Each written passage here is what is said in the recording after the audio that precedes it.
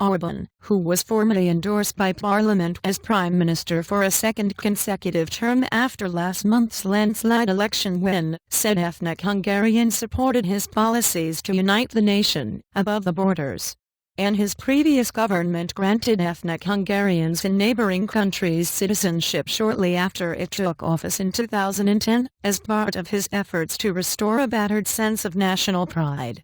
And Orban, a 50-year-old former dissident against communist rule, has also clashed repeatedly with the European Union over his go-it-alone policies in the past 4 years. And we regard the Hungarian issue a European issue, Orban said in his first speech to Parliament since his re-election. And Hungarians living in the Carpathian basin are entitled to have dual citizenship, are entitled to community rights, and also autonomy. And many Hungarians today view the 1920 Treaty of Trianon as a national tragedy because it took away 2/3 of the country's territory and left millions of ethnic Hungarians living in what are now Romania, Slovakia, Ukraine and Serbia. And Orban has won popularity at home by reaching out to Hungarians outside the country's borders who were allowed to vote in the national election for the first time in April.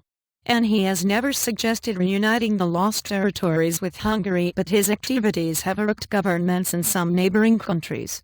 And he said on Saturday the issue of ethnic Hungarians was especially topical due to the situation in neighboring Ukraine, where around 200,000 ethnic Hungarians live, who are entitled to Hungarian citizenship and also the right to self-administration. And this is our clear expectation from the new Ukraine which is taking shape now, Orban said, adding the new administration enjoyed Hungary's support in its efforts to build a democratic Ukraine. And brave thinking, and Orban pledged to continue the policies of his previous government and said these would be based on open dialogue and brave thinking when it comes to European affairs. And he said Hungary was and remained, beyond doubt, part of NATO and also the EU, and his government regarded any program that called for an exit from the EU a dangerous extremity. But we are members of these alliances and not hostages, he said. We want a Europe that respects its own roots, respects Christianity and also gives due respect to individual nations.